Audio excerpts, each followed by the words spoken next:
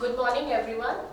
आज मैं आप लोगों को पढ़ाने वाली हूँ discrete structures and theory of logic, जो कि एकेटीयू में सेकेंड ईयर में हम सब्जेक्ट पढ़ते हैं। सब्जेक्ट कोड है हमारा BCS 303। तो आज हम लोग स्टार्ट करेंगे इसका यूनिट नंबर 1। यूनिट नंबर 1 का वेरी फर्स्ट टॉपिक आज हम लोग डिस्कस करने वाले हैं, जो कि है इंट्रोडक्शन टू सेट थ्योरी। तो सबसे पहले हम इसमें बेसिक कॉन्सेप्ट्स को पढ़ेंगे। सेट थ्योरी में सेट थ्योरी किसके बारे में है, सेट क्या होता है, सेट कितने टाइप्स के होते हैं, क्या क्या बेसिक ऑपरेशंस हैं, क्या क्या टर्मिनोलॉजी है जो हम सेट थ्योरी में यूज करते हैं, वेन डायग्राम क्या है, क्या बेसिक ऑपरेशंस हैं, ये सारी चीजें आज हम इस टॉपिक में डिस्कस करने वाले हैं। तो स्टार्ट करते हैं हम अपने टॉपिक को। तो सबसे पहले मैं आपको बताऊंगी सेट होता क्या है। हम सेट को इस तरीके से बोल सकते हैं कि सेट है हमारा कुछ ग्रुप ऑफ एलिमेंट्स को जब हम एक वेल डिफाइंड अरेंज्ड ऑर्डर में एक कलेक्शन हम बना लेते हैं, उसको हम सेट बोल सकते हैं। A well defined order of objects, उसको हम सेट बोल सकते हैं। सपोज मैंने एक सेट लिखा A। सेट को हमेशा हम कैपिटल लेटर से ही डिनोट करते हैं, और सेट को जब हम डिफाइन करते हैं तो जितने भी ऑब्जेक्ट्स हैं उनको हम इस तरीके से कर्ली ब्रेसेस में इनक्लोज कर देते हैं। Starting curly braces and ending curly braces, जितने भी ऑब्जेक्ट्स होंगे वो इन कर्ली ब्रेसेस के बीच में ही लाई करेंगे। लाइक मैंने एलिमेंट्स लिख दिए यहाँ पर 1 3 5 7। तो यहाँ पर मैंने जो एलिमेंट्स लिए हैं 1 3 5 7, आप सब देख सकते हो कि ये ऑड नंबर ऑफ एलिमेंट्स हैं। तो यहाँ पे जो ऑड एलिमेंट्स हैं उनका मैंने कलेक्शन ले लिया है। तो इसको हम बोलेंगे कि सेट A, जिसमें कि जितने भी एलिमेंट्स हैं वो सब क्या है, ऑड नंबर्स हैं। तो इस तरीके से जब एक well defined group of elements है तो उसको हम क्या बोल सकते हैं, सेट बोल सकते हैं। अब जब हम बात कर रहे हैं सेट की, तो हम डिस्कस करेंगे कि कितने तरीके के सेट पॉसिबल हैं, कितने तरीके के टाइप्स ऑफ सेट क्या होता है। तो नेक्स्ट टॉपिक हम लोग ले लेते हैं टाइप्स ऑफ सेट।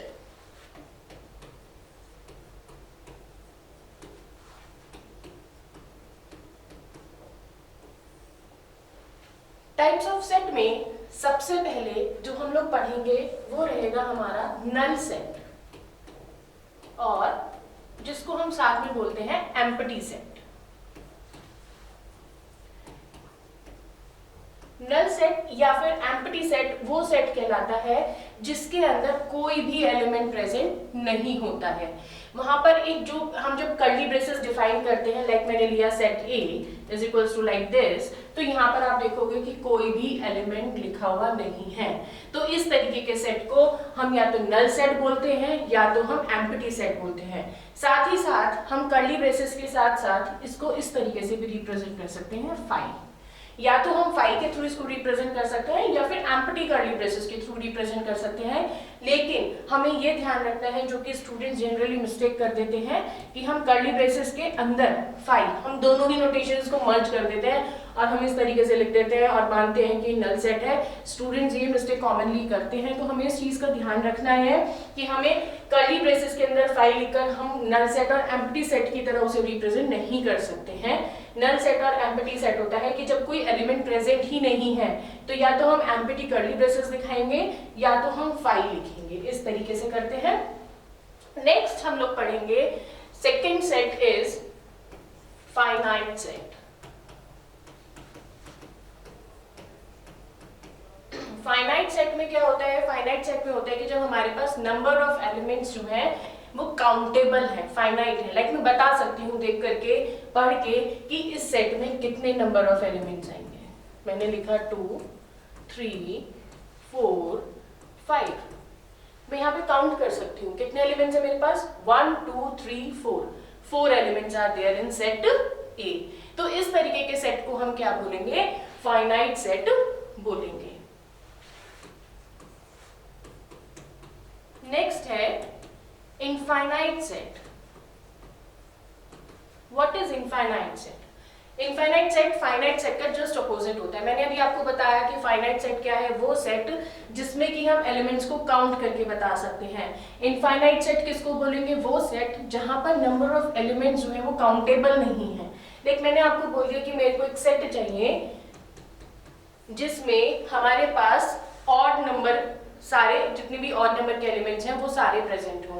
तो लाइक मैंने लिखा 1 3, 5, 7 कितने भी हो सकते हैं, अप टू इंफिनिटी। हम काउंट नहीं बता सकते कि इस सेट में कितने एलिमेंट्स हैं, तो इस तरीके के सेट को हम क्या बोलेंगे, इनफाइनाइट सेट बोलेंगे।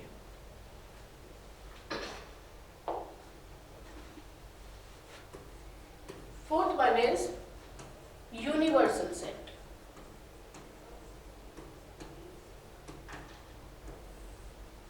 यूनिवर्सल सेट क्या होता है, जब हम एक पर्टिकुलर एप्लीकेशन, एक पर्टिकुलर कंटेक्स्ट में बात करते हैं, तो उस पर्टिकुलर कंटेक्स्ट को लेके, उस एप्लीकेशन एरिया को लेके जितने भी पॉसिबल एलिमेंट्स हैं, वो सब सारे एलिमेंट्स इस सेट के अंदर लाया करते हैं। इसको हम रिप्रेजेंट करते हैं कैपिटल यू के साथ। अगर मैंने बात करी इवन नंबर ऑफ एलिमेंट, जितने भी इवन नंबर्स होते हैं वो सबका अगर मैं सेट बनाऊं और उस पर मैं काम करना चाहूं, तो जितने भी इवन नंबर्स पॉसिबल हैं वो सब किसके अंदर लाई करेंगे, यूनिवर्सल सेट के अंदर लाई करेंगे। अगर मैंने बात करा कि मेरे पास एक सेट है, अगर मैं किसी डोमेन में काम करना चाहती हूँ और उस डोमेन में जितने भी पॉसिबल एलिमेंट्स हैं वो सब हम मानते हैं कि किसके अंदर होंगे, यूनिवर्सल सेट। इसलिए हम इसको नाम कैसा देते हैं, यूनिवर्सल, जिसमें सारे एलिमेंट्स प्रेजेंट हो, इसलिए हम इसको कैपिटल यू के थ्रू रिप्रेजेंट करते हैं। Then next one is subset.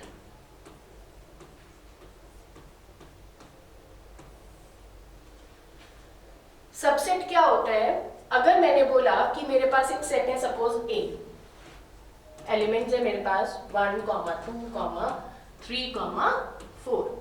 एक सेट है मेरे पास बी, मैंने बोला 2, 3, ये 2 एलिमेंट्स हैं इसमें।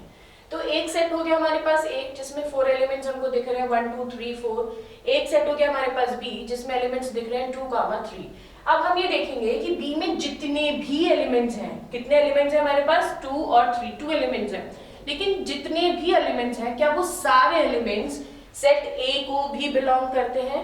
लाइक 2, अगर बी को एलिमेंट 2 बिलोंग करता है बी को, सेट बी को, तो क्या 2 बिलोंग करता है ए को? यस, 2 बिलोंग करता है ए को।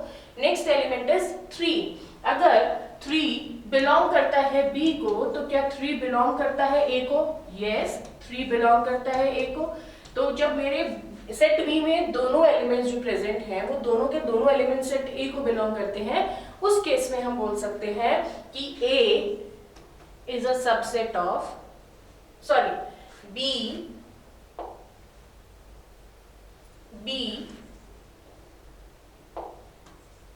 Is a subset of T. Subset का जो साइन होता है वो लाइक दिस, इस तरीके से हम सबसेट का साइन और इक्वल टू का साइन हम लगाते हैं। अब एक नेक्स्ट टर्म मैं आपको बताने वाली हूं, जो कि हम बात करेंगे प्रॉपर सबसेट की। अब प्रॉपर सबसेट क्या होता है और सबसेट क्या होता है, इन दोनों में हम डिफरेंस भी समझेंगे। तो नेक्स्ट हम आ जाते हैं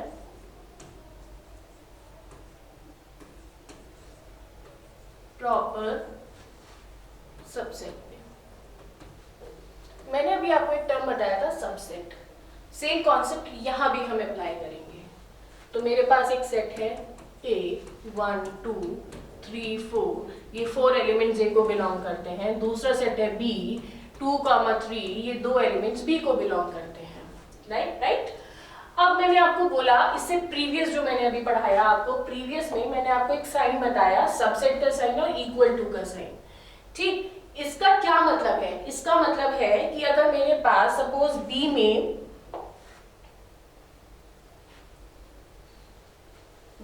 एलिमेंट्स हो जाएं 1, 2, 3, 4। अब फिर से चेक करते हैं। B में एलिमेंट है 1, क्या 1 A को भी बिलोंग करता है? यस।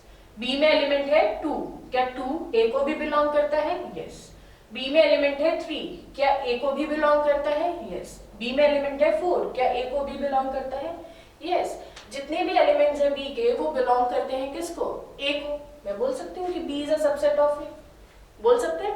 अब एक चीज ध्यान दो कि B में कितने एलिमेंट्स हैं? 4। A में कितने एलिमेंट्स हैं? 4। दोनों के एलिमेंट्स क्या हैं? बिल्कुल सेम है, इक्वल हैं। उस केस में भी हम बोल सकते हैं कि B सबसेट है A का। लेकिन जो मैं आपसे बात कर रही हूँ प्रॉपर सबसेट की, वहां पर ये कंडीशन एप्लीकेबल नहीं होती है। प्रॉपर सबसेट तभी कहलाता है जब मैंने बोला यहाँ पे कि बी प्रॉपर सबसेट ऑफ ए। यहां पर क्या है कि बी सबसेट तो है ए का, लेकिन बी इक्वल नहीं है ए के। B is a subset of set A but not equal to. ये कंडीशन है किसकी? प्रॉपर सबसेट की। कि अगर मैंने बोला कि प्रॉपर सबसेट है, तो प्रॉपर सबसेट का मतलब क्या हुआ कि जो एलिमेंट बी के हैं वो बिलोंग तो करते हैं ए को, सारे एलिमेंट्स बी के, बट कभी भी सेट बी सेट ए के इक्वल नहीं होगा। उस केस में हम बोलेंगे B is a proper subset of A. वही चीज हमने लिखी, B is a subset of A but not equal. ठीक, तो प्रॉपर सबसेट का जो साइन है वो इस तरीके से आप देखोगे, सबसेट का साइन हम लगाते हैं, लेकिन इसके नीचे हम इक्वल टू साइन नहीं लगाएंगे, क्योंकि कभी भी दोनों सेट जो है वो इक्वल यहाँ पर नहीं होंगे। तो इसको हम बोलते हैं प्रॉपर सबसेट, और this is the major difference between subset and proper subset. तो ये थे हमारे टाइप्स ऑफ सेट जो कि हमें समझने थे। इसके बाद मैं आपको नेक्स्ट एक टर्म बताती हूँ, बहुत ही इंपॉर्टेंट टर्म है। इससे रिलेटेड बहुत सारे क्वेश्चंस हमको एग्जाम में देखने के लिए मिलते हैं, बहुत सारे कंपटीशन में भी हम जाएंगे तो हमें यहाँ पर ये इस टॉपिक से रिलेटेड क्वेश्चंस मिल जाते हैं। तो पावर सेट, पावर सेट होता क्या है? सपोज हमारे पास कोई सेट है ए, एलिमेंट्स हैं 1, 2, 3। तो मैंने अभी इससे प्रीवियस आपको टर्म बताया सबसेट, तो उसी पे बेस्ड ये आपका पावर सेट का टॉपिक है, सबसेट पे बेस्ड। अब सबसेट होता क्या है वो भी मैंने आपको बताया कि कोई भी एक पर्टिकुलर ग्रुप है, अगर उसमें 4 एलिमेंट्स हैं, तो अगर किसी दूसरे सेट में उसी में से 2 एलिमेंट हैं, सेम एलिमेंट्स हैं, उसमें से 2 बिलोंग करते हैं, तो हम उसको उसका सबसेट बोल सकते हैं।